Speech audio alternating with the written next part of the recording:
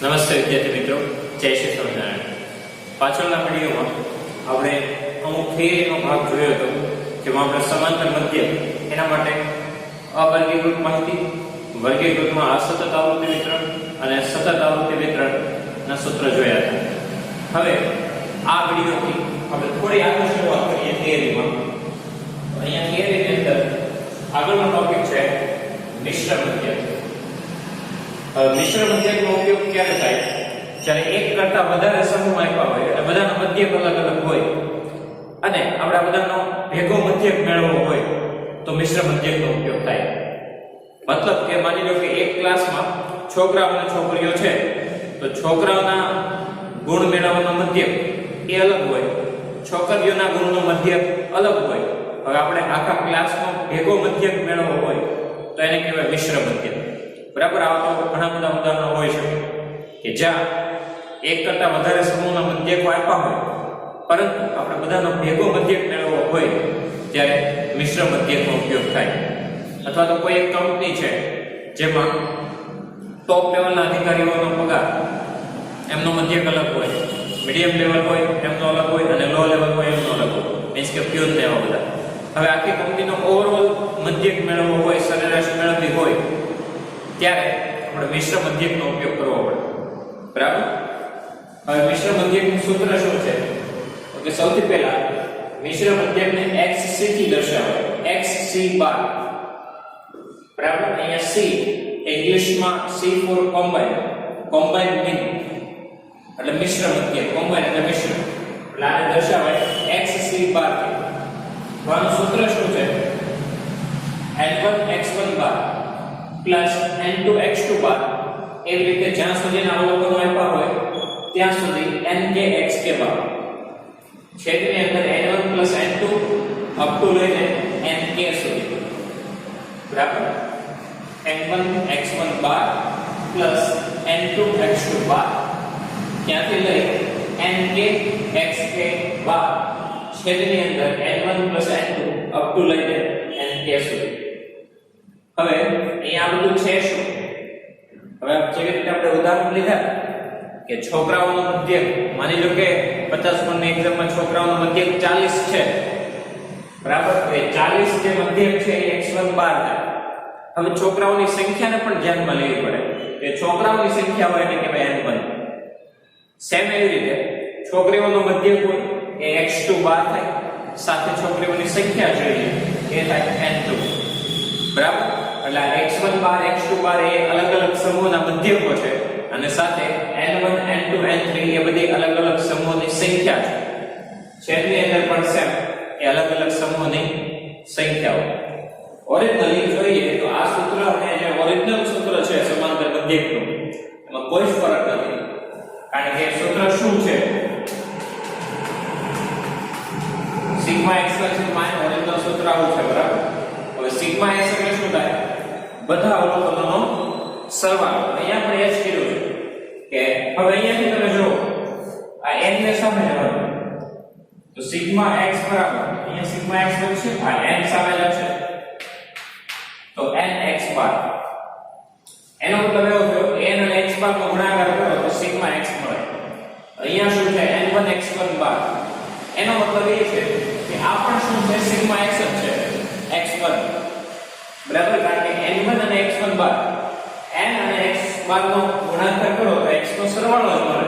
એટલે અહીંયા તમે અંશમાં જુઓ તો આ બધા જે છે એ અવલોકનોના સરવાળા જ છે અને એ જ આપણે અંશમાં હોવા જોઈએ મધ્યક માટે.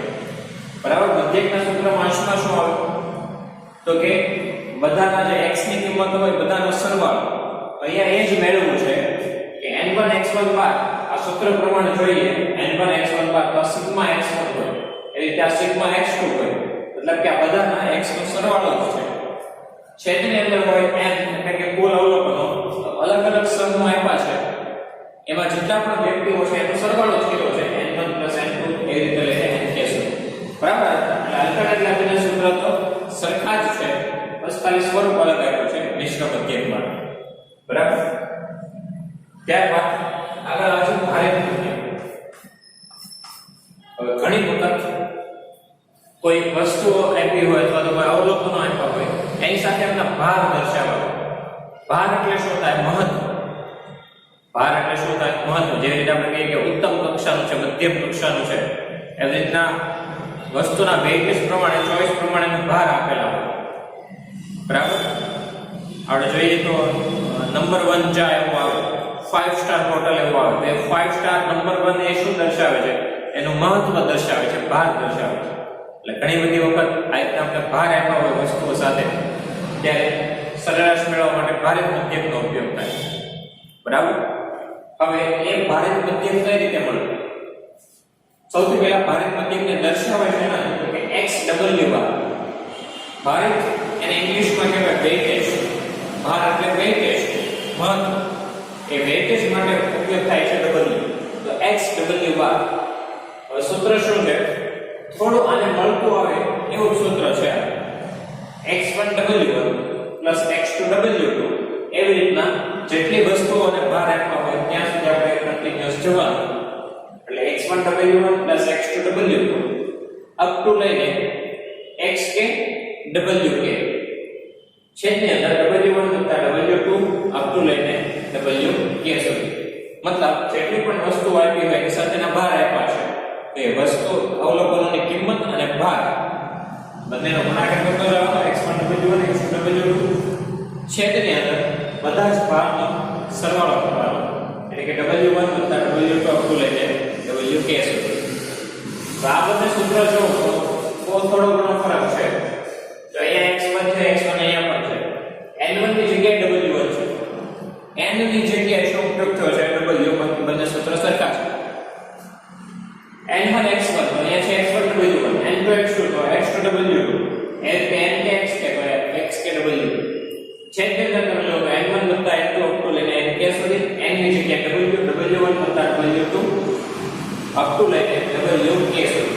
બરાબર? એટલે આપણે સૂત્રમાં વધારે ફરક નથી, યાદ રાખવા માટે. અહીંયા n ની જગ્યાએ અહીંયા શું ઉપયોગ થાય છે? w. બરાબર? આ બંનેના ઉપયોગ અલગ અલગ છે. ભારિત મધ્યકનો ઉપયોગ ક્યારે થશે? શોર્ટ એન્ડ સિમ્પલ યાદ રાખીએ. જ્યારે પણ ક્વેશ્ચનમાં ભાર આપ્યા હોય ત્યારે ભારિત મધ્યકનો ઉપયોગ કરવાનો. બરાબર? ક્વેશ્ચનની અંદર જ્યારે ભાર આપ્યો હોય ત્યારે ભારિત મધ્યકનો ઉપયોગ કરવાનો. ભાર આપ્યો ત્યારે બીજા કોઈ પણ સૂત્રનો ઉપયોગ નહીં થાય, ખાલી આ ભારિત મધ્યકનો ઉપયોગ થશે. બરાબર? ક્વેશ્ચનમાં આપણે વસ્તુ x પણ આપી છે અને સાથે ભાર પણ આપ્યો છે. એટલે ભાર એવો શબ્દ દેખાય ત્યાંથી સમજી જવાનું કે ભારિત મધ્યકનો ઉપયોગ છે. હવે આને બીજા કેસ સ્વરૂપમાં લખાશે. હવે તમે જોવો તો આ x અને w બંનેનો ગુણાકાર થતો જાય છે અને ફાઇનલી બધાનો શું થાય છે? સરવાળો. હવે સરવાળાને શેનાથી દર્શાવાય? તો કે આ સિગ્માની નિશાની. બરાબર? ઉલટા e જેવો આવે, સોરી સીધા e જેવો આવે, અથવા તો કહેવાય કે ઉલટો 3. બરાબર? તો સિગ્મા x એક્ઝેક્ટલી આ સાઈન નથી, એક્ઝેક્ટલી તો આવી હોય છે. એના આપણે લખી શકીએ. બરાબર? આ સિગ્મા છે. સિગ્મા શું દર્શાવે છે? સરવાળો. હવે અહીંયા એ સરવાળાને દર્શાવીએ. અહીંયા છે x w નો ગુણાકાર બધી જ જગ્યાએ. બરાબર? બધી જ જગ્યાએ x અને w નો શું છે? ગુણાકાર. છેદની અંદર w નો સરવાળો છે. હવે આને આપણે આવી રીતે દર્શાવી શકીએ કે x અને w નો ગુણાકાર અને બધાનો સરવાળો. બરાબર? x w નો ગુણાકાર અને એ બધાનો સરવાળો. એટલે આ જે બધાના સરવાળા ક્યાં છે? એને આપણે કોમનલી શું લખીએ છીએ? Sigma xw. xw નો ગુણાકાર અને એ બધાનો સરવાળો એટલે સિગ્મા. ઈસેમ એવું છે માં w1 w2 એવું છે, મતલબ કે બધાના ભારનો સરવાળો છે એટલે એવું લખાય સિગ્મા w. બરાબર? ખાલી w છે ને વચ્ચે સરવાળાને સિગ્માથી દર્શાવો અને દર્શાવો w. એવું તે ઉપર સરવાળાને સિગ્માથી દર્શાવો, અહીંયા છે xw. બરાબર? એટલે સિગ્મા xw ના છેદમાં સિગ્મા w. ઓરિજિનલી આપણે આ સૂત્રનો ઉપયોગ કરવાના છે મોસ્ટ ઓફ ધી દાખલામાં. બરાબર? આ છે મિશ્ર મધ્યક, ભારિત મધ્યક, ત્યારબાદ આવે છે ગુણોત્તર મધ્યક. આ બધા એક રીતે જોયો તો સમાંતર મધ્યકના જ પ્રકાર છે. બરાબર? સૌથી પહેલા આપણે સમાંતર મધ્યકમાં ત્રણ વસ્તુ જોઈ: વર્ગીકૃત માં અસતત અને સતત માટે અને અવર્ગીકૃત માટે. ત્યારબાદ એનો ને એનો જ આગળનો પ્રકાર છે મિશ્ર મધ્યક અને ભારિત મધ્યક. હવે નવો પ્રકાર શરૂ થાય છે, એ છે ગુણોત્તર મધ્યક. ઉપર જે આપણે જોયું એ બધા સમાંતર મધ્યકના પ્રકાર છે. સમાંતર મધ્યક સિવાયનો જે મધ્યક આવે એ આવે ગુણોત્તર મધ્યક. બરાબર? અહીંયા ગુણોત્તરનો ઉપયોગ કરવાનો હોય છે સમાન ગુણોત્તર મધ્યકમાં. હવે ગુણોત્તર મધ્યકનો મેન ઉપયોગ ક્યારે થતો હોય? ઘણી વખત એવું હોય કે વસ્તુમાં 10% નો વધારો થતો હોય, 15% નો વધારો થતો હોય, 12% નો ઘટાડો થતો હોય. આ રીતે ટકાવારીમાં વધારો ઘટાડો હોય ત્યારે આપણે મોસ્ટ ઓફ ગુણોત્તર મધ્યકનો ઉપયોગ કરીએ. બરાબર? જ્યારે ટકાવારીમાં વધારો ઘટાડો થતો હોય, ફેરફાર થતો હોય, ત્યારે એ મધ્યક મેળવવા માટે ગુણોત્તર મધ્યકનો ઉપયોગ થાય. બીજી વસ્તુ જોઈએ તો સમાંતર મધ્યક જે છે એની ઉપર ખૂબ મોટા અને નાના અવલોકનની અસર થાય છે. બરાબર? સમાંતર મધ્યક જેનો મેળવેલો હોય એમાં કોઈ તમે ખૂબ જ મોટી સંખ્યા ઉમેરી દો તો મધ્યક તરત જ ચેન્જ થઈ જાય, બદલાઈ જાય. એવી જ રીતે કોઈ મધ્યક હોય એમાં ખૂબ જ નાની સંખ્યા તમે ઉમેરો, ખૂબ જ નાની સંખ્યા ઉમેરો તો પણ મધ્યકમાં ખૂબ જ મોટો ફેરફાર થાય અને ઘટાડો થાય. ઉદાહરણ આપીએ તો 3, 4 અને 5 આ ત્રણ સંખ્યાનો તમે મધ્યક મેળવો કે આ 4. કઈ રીતે? તો કે આ ત્રણેયનો સરવાળો કરો. 5 + 4 9, 9 + 3 12, 12 ભાગ્યા ટોટલ 3 સંખ્યા એટલે 4 આવે. હવે આમાં તમે 100 ઉમેરી દો તો 1000 ઉમેરી અને હવે મધ્યક મેળવો તો 1000 + 5 સોરી 1000 + 12 એટલે 1012. આને ભાગ્યા તમારે 4 કરવાનો એટલે આવશે 253. બરાબર? એક મોટી સંખ્યા ઉમેરી તો મધ્યકમાં કેટલો કૂદકો લાગી ગયો? 4 થી સીધો વહી ગયો 253. આ યોગ્ય નથી. બરાબર? ખૂબ જ એક જ અવલોકનથી મધ્યકમાં એટલો મોટો ફેરફાર એ યોગ્ય નથી. એટલે એવું કહેવાય કે સમાંતર મધ્યક ઉપર ખૂબ જ મોટા અને નાના અવલોકનની અસર પડે છે. એક મોટો અવલોકન ઉમેરતા અથવા એક નાનો અવલોકન ઉમેરતા મધ્યક સડનલી ખૂબ જ મોટો ફેરફાર થઈ જાય. આવો ફેરફાર ના થાય એના માટે ઉપયોગ કરવામાં આવે ગુણોત્તર મધ્યક. અને તમે ગુણોત્તર મધ્યક મેળવો તો એટલો મોટો ફેરફાર તમને નહીં જોવા મળે. બરાબર? એટલે આવી સિચ્યુએશન્સ હોય ત્યારે ગુણોત્તર મધ્યકનો ઉપયોગ થાય. ખૂબ મોટા અને નાના અવલોકન ઉમેરાતા હોય ત્યારે અથવા કોઈ ટકાવારી વધારો ઘટાડો હોય ત્યારે આપણે ગુણોત્તર મધ્યકનો ઉપયોગ કરવાનો થશે. આ ચેપ્ટરમાં આપણે ગુણોત્તર મધ્યક એટલો બધો ઉપયોગ નથી, ખૂબ જ ઓછા ક્વેશ્ચન્સ છે. મોસ્ટ ઓફ આપણે સમાંતર મધ્યક ઉપર જ જવાનું છે. બરાબર? પણ આ બીજો પ્રકાર છે ગુણોત્તર મધ્યક. હવે ગુણોત્તર મધ્યક g નું સૂત્ર શું આવે છે? પહેલા તો ગુણોત્તર મધ્યક g થી દર્શાવે. સમાંતર મધ્યક હોય એને એરિથમેટિક મીન કહેવાય. એરિથમેટિક મીન, મીન એટલે મધ્યક, એને x બાર થી દર્શાવે. એટલે ગુણોત્તર મધ્યક હોય એને ઇંગ્લિશમાં જીઓમેટ્રિક મીન કહેવાય. એ જીઓમેટ્રિક માટે કેપિટલ G ઉપયોગ થાય. બરાબર? જીઓમેટ્રિક મીન એના માટે g નો ઉપયોગ થાય. ગુણોત્તર મધ્યકને g થી દર્શાવે. હવે સૂત્ર કેવું છે? જેટલા અવલોકન આપ્યા હોય એ બધાનો ગુણાકાર કરવાનો. આ વચ્ચે ટપકું છે એ ગુણાકાર દર્શાવે છે. બરાબર? વચ્ચે ટપકા છે એ શું દર્શાવે છે? ગુણાકાર દર્શાવે છે. એટલે કે જેટલા પણ અવલોકન આપણે આપ્યા છે એ બધાનો ગુણાકાર કરવાનો. હવે ટોટલ જેટલા અવલોકન હોય એટલા મૂળ મેળવવાનું. આ જે છે વર્ગમૂળ નથી, અહીંયા અંદર n લખ્યો છે એનો મતલબ જેટલા અવલોકન હોય એટલા મૂળ મેળવવાનું. મતલબ કે જો 2 જ અવલોકન હોય તો વર્ગમૂળ મેળવવાનું, 3 અવલોકન હોય તો ઘનમૂળ મેળવવાનું, 4 હોય તો ચતુર્થમૂળ મેળવવાનું, 5 હોય તો પંચમૂળ મેળવવાનું, 6 હોય તો ષષ્ઠમૂળ મેળવવાનું, 7 હોય તો સપ્તમૂળ મેળવવાનું. બરાબર? ટૂંકમાં જેટલા પણ અવલોકન આપ્યા હોય એટલાનું મૂળ મેળવવાનું થશે.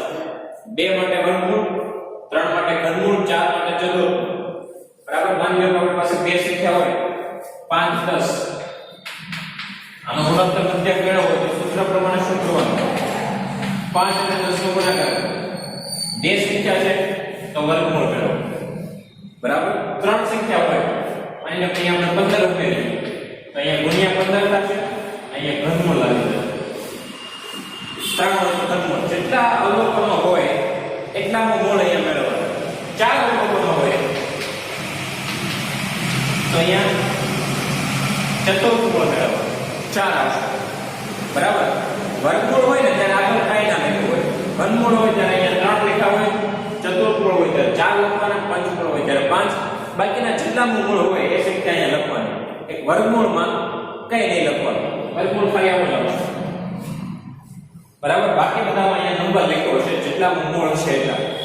પણ આપણે શું કરવાનું છે, જેટલી સંખ્યાઓ હોય એટલા મૂળ મેળવવાનું છે બરાબર. 2 હોય તો અહીંયા કંઈ નહીં લખવાનું, 3 સંખ્યા હોય તો 3 લખવાના, 4 હોય તો 4, 5 હોય તો 5, એટલા મૂળ અહીંયા મેળવવાનું થશે બરાબર. એટલે ગુણોત્તર મધ્યક g નું સૂત્ર શું આવશે, x1 * x2 * x3 to લઈને xn સુધી, અને ટોટલ n નું મૂળ જેટલી સંખ્યા હોય એટલા મૂળ મેળવવાના. જ્યારે આપણે રિયલ દાખલામાં ઉપયોગ કરીશું ત્યારે વધારે ખ્યાલ આવશે કે કઈ રીતે ગુણોત્તર મધ્યક મેળવાય, કેટલા મૂળ કઈ રીતે લખાય બરાબર છે. હવે નેક્સ્ટ આગળ જોઈએ સમાંતર મધ્યક અને ગુણોત્તર મધ્યક. એ બંનેનો જે સંબંધ દર્શાવે એ આ છે. એનો સંબંધ દર્શાવતું સૂત્ર અથવા તો બંને વચ્ચેનો સંબંધ લખો એવો કે આ બરાબર. અહીંયા તમે લખી શકો ગુણોત્તર મધ્યક અને સમાંતર મધ્યક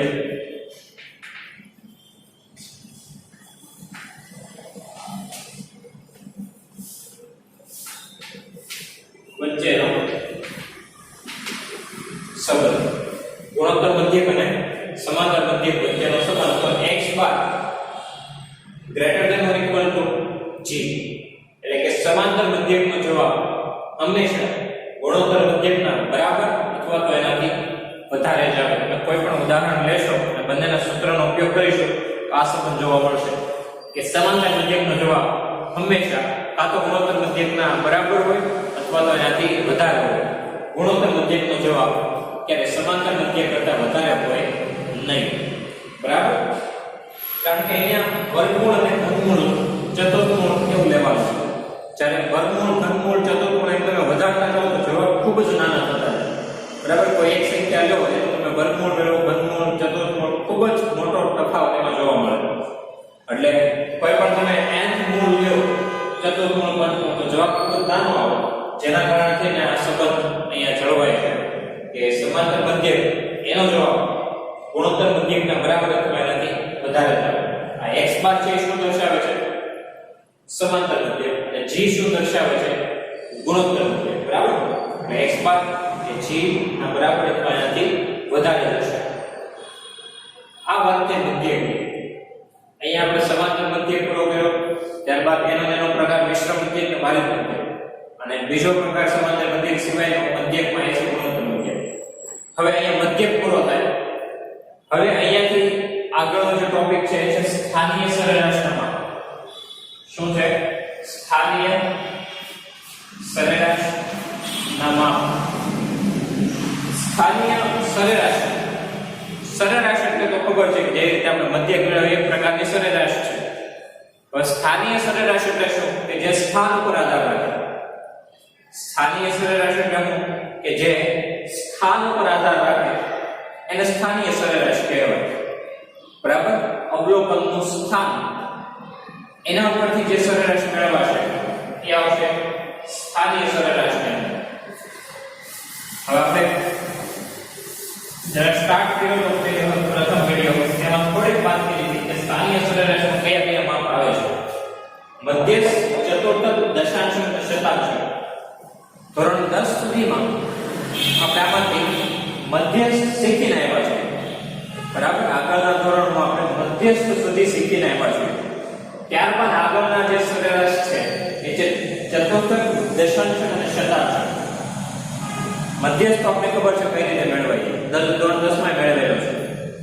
ત્યારબાદ આગળ જે છે એ છે ચતુર્થક, દશાંશ અને શતાંશ બરાબર. સૌથી પહેલા આનો થોડોક આપણે મતલબ અહીંયા સમજવું બરાબર. આપણી પાસે જો ઘણા બધા અવલોકનો હોય, આપણી પાસે ઘણા બધા અવલોકનો હોય તો એને આપણે ક્રમમાં ગોઠવવાનું.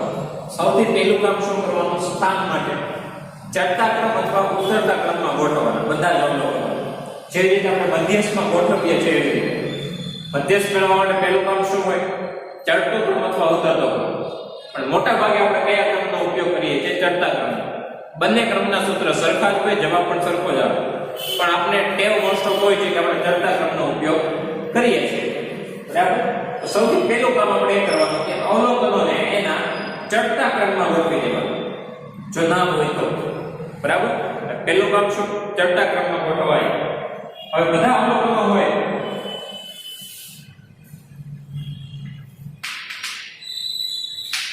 એને આપણે ગોઠવીએ એટલે ટોટલ અવલોકનોને આપણે 100% ભાગમાં વહેંચી શકીએ.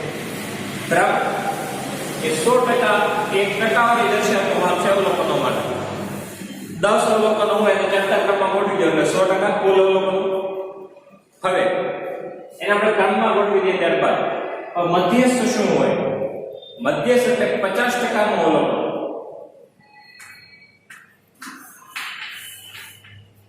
મધ્યસ્થને m થી દર્શાવો. મધ્યસ્થને ઇંગ્લિશમાં કહેવાય મીડિયન. મીડિયન માટે ઉપયોગ થાય m. બરાબર? એટલે મધ્યસ્થને m થી દર્શાવો. તો આપણે અવલોકનોને ક્રમમાં ગોઠવી દઈએ અને ટકાવારી વિશે વિચારીએ. 50% ઉપર જે હોય એ હોય મધ્યસ્થ. મતલબ કે એક્ઝેક્ટ વચ્ચેની સંખ્યા 50% એટલે શું થાય? 0 થી 100% માં 50% એટલે મધ્યસ્થ, મધ્ય કિંમત. બરાબર? એટલે એક્ઝેક્ટ 50% એટલે કે એક્ઝેક્ટ વચ્ચેનું જે અવલોકન હોય સ્થાનને આધારે એ થાય મધ્યસ્થ. બરાબર? માની લો કે આપણે 5 અવલોકનો લઈએ છે. 3 7 13 16 અને 21 આ 5 અવલોકનોને અંદાજિત લીધા ચડતા ક્રમમાં છે. બરાબર? આ મારા 100% અવલોકનો છે. જેટલા પણ અવલોકનો હોય બધા 100% ની લેખે જ આવે. કુલ અવલોકનો એટલે 100%. હવે આ 5 અવલોકનો અહીંયા છે. હવે આનું એક્ઝેક્ટ 50% 50% એટલે શું થાય? એકદમ વચ્ચે. તો વચ્ચેનું અવલોકન થયું છે 13. કારણ કે તમે અહીંથી ગણો તો 1 2 3 અહીંથી ગણો તો પણ 1 2 3 એટલે ત્રીજું અવલોકન એટલે એક્ઝેક્ટ વચ્ચેનું અવલોકન 50% ઉપર મધ્યસ્થ. બરાબર? આવી રીતના આગળ આવે ચતુર્થક. ચતુર્થકને ઇંગ્લિશમાં કહેવાય ક્વાર્ટાઇલ. ક્વાર્ટાઇલ માટે ઉપયોગ થાય q. બરાબર? હવે ચતુર્થક જે હોય એ ટોટલ 3 હોય. જો અહીંયા મધ્યસ્થ જે છે એ એક જ હોય કારણ કે 50% એટલે બે સરખા ભાગ તો કોણ કરે? એક જ કિંમત કરી શકે. બરાબર? એક્ઝેક્ટ 50% એટલે મધ્યસ્થ કુલ એક જ હોય. હવે ચતુર્થક વિશે વિચારો તો ચતુર્થક 25% ઉપર હોય. એટલે કે 25% ઉપર પહેલો ચતુર્થક, બીજો 50% અને ત્રીજો 75%. બરાબર? ચતુર્થકો 3 હોય એ 25-25 ના ગેપ ઉપર હોય.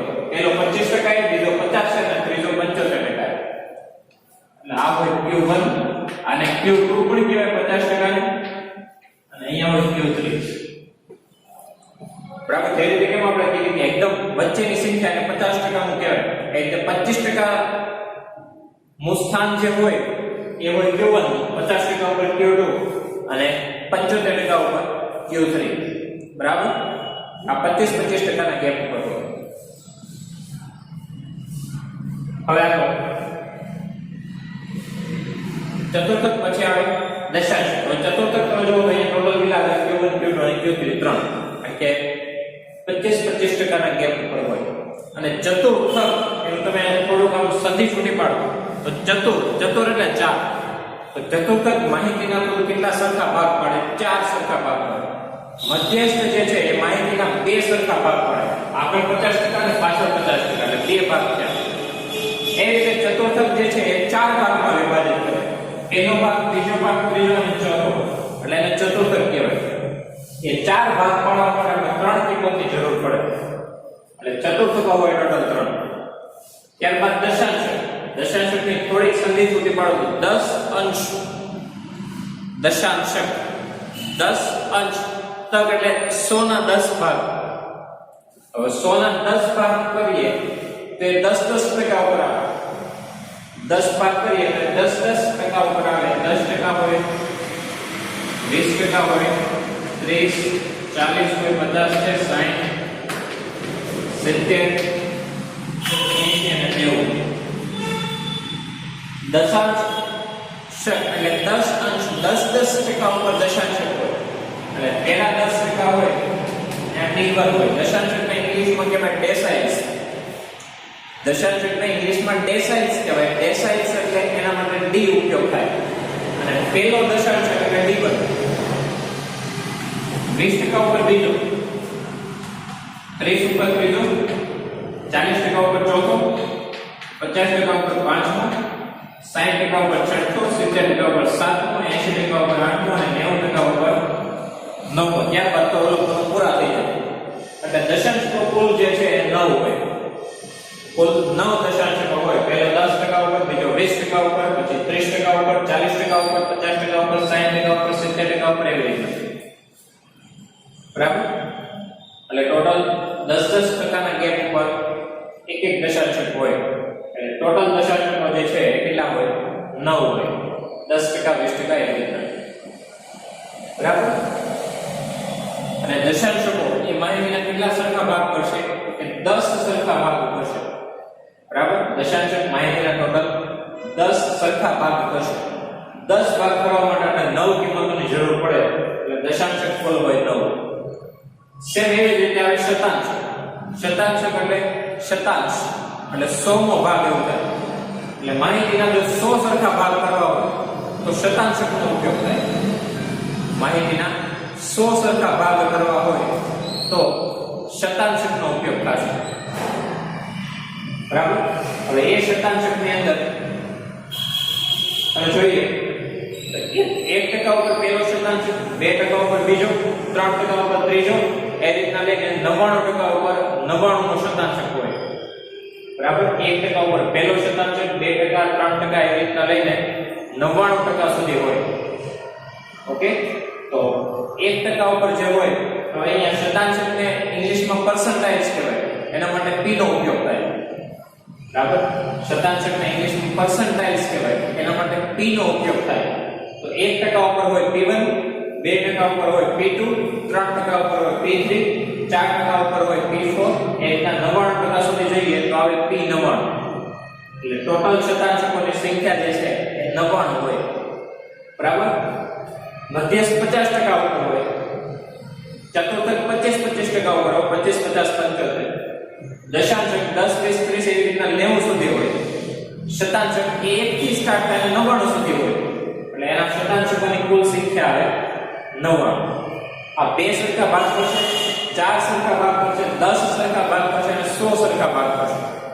એવી રીતના સ્થાનીય સરેરાશ ગોઠવાયેલી છે, જેમાં મધ્યસ્થ, ચતુર્થક, દશાંશક અને શતાંશક આપણે શીખવાના છે. બીજી એક વસ્તુ અહીંયા નોટિસ કરીએ તો તમે એક મધ્યસ્થ ઉપર ધ્યાન દો. મધ્યસ્થ 50% ઉપર છે. બરાબર? મધ્યસ્થ જે છે એ 50% ઉપર હોય. Q2 એટલે કે બીજો ચતુર્થક એ પણ 50% ઉપર હોય. D5 પાંચમો દશાંશક એટલે કે 10, 20, 10%, 20%, 30% ઉપર D5 પણ હોય અને P50 પણ હોય. શતાંશક 50 કારણ કે એ 1% ઉપર ચાલતો હોય. P50 એટલે 50%. બરાબર? તો મધ્યસ્થ 50% ઉપર હોય. Q2 25 ના ગેપ ઉપર એ પણ 50% હોય. D5 10% ના ગેપ ઉપર એ પણ 50% ઉપર હોય. એટલે P50 એ પણ 50% ઉપર હોય. એનો મતલબ કે આ બધાના જવાબ સરખા હોય. આ બધાના જવાબ સરખા હોય. બરાબર? મધ્યસ્થ Q2, D5, P50 આ બધાના જવાબ એક જ સરખા હોય કારણ કે એક જ જગ્યાએ બધા હોય. બરાબર? એ રીતના તમે Q1 ઉપર જોઈએ કે 25% ઉપર હોય અને P25 આ પણ 25% ઉપર હોય. આ બંને સરખા હોય. એટલે જ્યાં જ્યાં કોઈ ભેગા થતા હોય દશાંશક, ચતુર્થાંશક આ બધા એ બધાના જવાબ સરખા હોય. બરાબર? 60% ઉપર D6 છે તો P60 એ પણ 60% ઉપર જ હોય. એટલે D6 અને P60 એ બંનેના જવાબ સરખા હોય. એટલે જ્યાં જ્યાં કોઈ પણ અવલોકનો ભેગા થતા હશે ત્યાં ત્યાં એના જવાબ સરખા હશે. માની લો કે તમને એવું કહેવામાં આવે કે Q3 નો જવાબ 75 છે, 125 આવે. Q3 ત્રીજો ચતુર્થક એનો જવાબ 125 છે. હવે તમને એવું કહે P75 મેળવો. Q3 કરતા આપ્યો 125 એવું કીધું છે કે P75 મેળવો. તો Q3 નો મતલબ શું થાય? એ કેટલા ટકા ઉપર હોય? 25, 50 અને 75 આ કેટલા ટકા ઉપર હોય? 75 ટકા ઉપર. આનો મતલબ પણ શું થાય? 75 ટકા. તો Q3 125 આપ્યો છે તો P75 પણ 125 જ આવે. બરાબર? કારણ કે બંને એક જ જગ્યાએ હોય 75% ઉપર. Q3 125 આપ્યો હોય તો P75 પણ 125 જ આવે. બરાબર? એટલે જ્યાં જ્યાં ભેગા થતા હોય ત્યાં જ્યાં જવાબ સરખા હોય. હવે આ તો થાય એનો અર્થ શું હતો એ આ ચાલે.